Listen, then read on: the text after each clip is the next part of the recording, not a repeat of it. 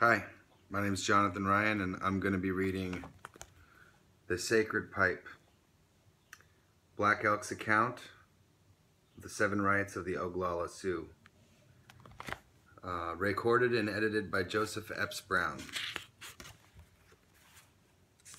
So, it's from the Penguin Metaphysical Library. The first little quote here at the beginning from Black Elk says, "To my people the Sioux." Skip the table of contents and the preamble here and just go straight to the preface. I will read the chapter titles as we read through the book here, and there's a little illustration. So let us proceed. Black Elk's account. Black Elk first became known to a wide range of readers in 1932 through John G. Needhart's Black Elk Speaks, the life story of a holy man of the Oglala Sioux. Needhart's poetic and sympathetic treatment of this unusual man's life and mission raises the question as to who in fact Black Elk really was. For if the account is faithful to at least the essential qualities of the man, then it is clear that, even among a people noted for their large share of great personalities, here was an unusual man of vision. A holy man in the full sense of the term. A man upon whom destiny, in a time of cultural crisis, had placed a heavy burden of responsibility for the spiritual welfare of his people. Here, too, could also be an important message for the larger world. I went to find Black Elk in the fall of 1947 after following his traces across many of the western states. We finally met in an old canvas wall tent on a Nebraska farm where his family and members of their band were employed in harvesting potatoes. During that first encounter, we simply sat side by side on a sheepskin and silently smoked the red stone pipe I had brought with me as an offering in the traditional manner. Partly crippled, almost completely blind, he seemed a pitiful old man as he sat there hunched over, dressed in poor, cast-off clothing. But through the beauty of his face and the reverent quality of his movements as he smoked the pipe, it was clear that Neidhart had given to us the essence of the man, an initial impression confirmed by the subsequent years I spent with Black Elk. Knowing that Black Elk had unusually agreed to talk to me and usually refused to talk with many outsiders, it was with relief and wonder that I heard his first words. He had anticipated my coming, and he wished me to spend that winter with him, for he had much to tell me of the sacred things before they all passed away. I spent that very cold winter with Black Elk and his generous family in their little hewn log house under the pine-covered bluffs near Manderson, South Dakota. Everything the old man told me I recorded during the time that was available when we were not hunting for game, hauling water from the nearest hand pump 8 miles away, or cutting hardwood in the valley bottom for the iron stove. I profited from this rigorous life with his family and my many new relatives. I am fortunate in having met at least some of those men of the old days who possessed great human spiritual qualities. But Black Elk had a special quality of power and kindliness and a sense of mission that was unique and which I am sure was recognized by all who had the opportunity to know him. According to his account, he was born in 1862. He had therefore known the old days when his people still had the freedom of the plains and hunted the bison. He had fought against the white men at Little Bighorn and at Wounded Knee Creek. He was a cousin to the famous chief and holy man Crazy Horse, and had known Sitting Bull, Red Cloud, and American Horse. Although Black Elk spoke no English, he had observed much of the white man's world, having traveled with Buffalo Bill to Italy, France, and also England, where he danced for Queen Victoria, quote, "Grandmother England," unquote. But whether hunting, traveling, or fighting, Black Elk was not as other men were. During his youth, he had been instructed by the sacred lore of his people by such great men as Whirlwind Chaser, Black Road, and the sage Elkhead, keeper of the sacred pipe, from whom he had learned the history and deep meanings of his people's spiritual heritage. Through prayer, fasting, and a deepening understanding of this heritage, Black Elk himself eventually became one of the wise men. Receiving many visions, he acquired special powers to be used for the good of his nation. This responsibility to, quote, bring to life the flowering tree of his people, unquote, haunted Black Elk all of his life and caused him much suffering. Although he had been given the power to lead his people in the ways of his grandfathers, he did not understand how the vision could be brought to life.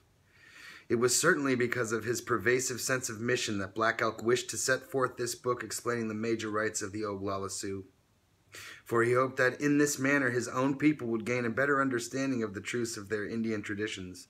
So too, perhaps, would the whites. It has now been over 20 years since Black Elk last spoke. Many changes have taken place in these years, and they require that Black Elk's message, like the similar messages of other tradition-oriented people, be placed in new perspective and in a new light. At the time Black Elk was lamenting the broken hoop of his nation, it was generally believed, even by the specialists, to be only a matter of time, very little time in fact, before the Indians, with their seemingly archaic and anachronistic cultures, would be completely assimilated into a larger American society convinced of its own superiority and the validity of its goals. We are still very far from being aware of the dimensions and ramifications of our ethnocentric illusions. Nevertheless, by the very nature of things, we are now forced to undergo a process of intense self-examination and to engage in a serious reevaluation of the premises and orientations of our society.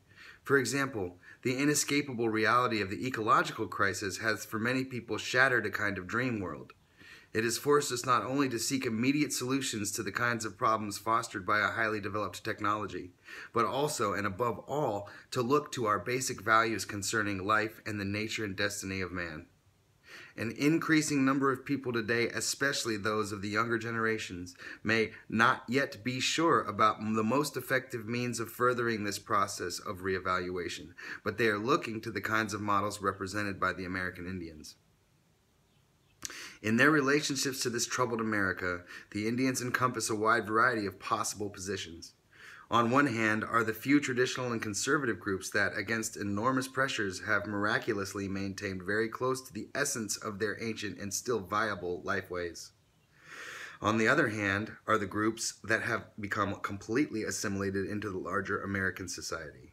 Nevertheless, almost all Indian groups that retain any degree of self-identity are now reevaluating and giving positive valuation to the fundamental premises of their own traditional cultures. They are also re-examining through a wide range of means and expressions their relationships to that larger society, which now tends to represent diminishing attractions. If there is validity to the above statements, it seems clear that it is too early to say that Black Elk's mission to bring his people back to, quote, the good red road, unquote, has failed as he thought it had. Rather, his mission may be succeeding in ways he could not have anticipated. Black Elk was a member of the Oglala division of the Teton Sioux. These Western Teton were one of the 7 bands, or, quote, council fires of the Dakota Allied Nation.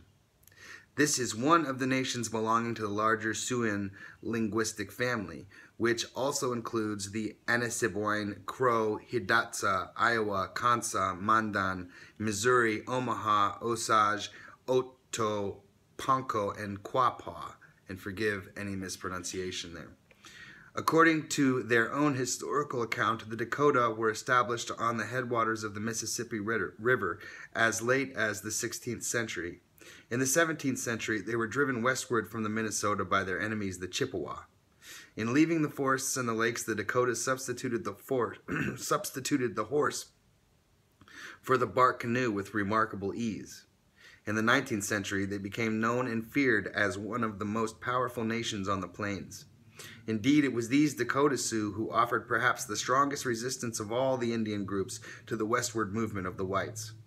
This account of the sacred pipe and the rites of the Oglala Sioux was handed down orally to 3 men by the former keeper of the sacred pipe, Elkhead, Hihaka-pa.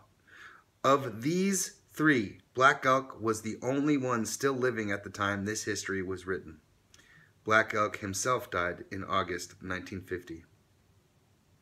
When Elkhead gave this account to Black Elk, he told him that it must be handed down, that their people will live for as long as the rites are known and the pipe is used, But as soon as the sacred pipe is forgotten, the people will be without a center and they will perish. I wish to acknowledge my gratitude to Benjamin Black Elk, who acted as interpreter for this work, and who is the son of Black Elk. It is unusual to have an interpreter who understands both English and Lakota perfectly, and who is also familiar with the wisdom and rights of his people. It is largely because of the absence of this dual understanding in interpreters that many writings on the Indians have created unfortunate misunderstandings. I wish also to mention Benjamin's wife, Ellen Black Elk, a remarkable person of strong faith and character, who with quiet dignity always saw to it that everyone in her warm home was fed and cared for. Her death in September 1970 was a loss for all who knew her.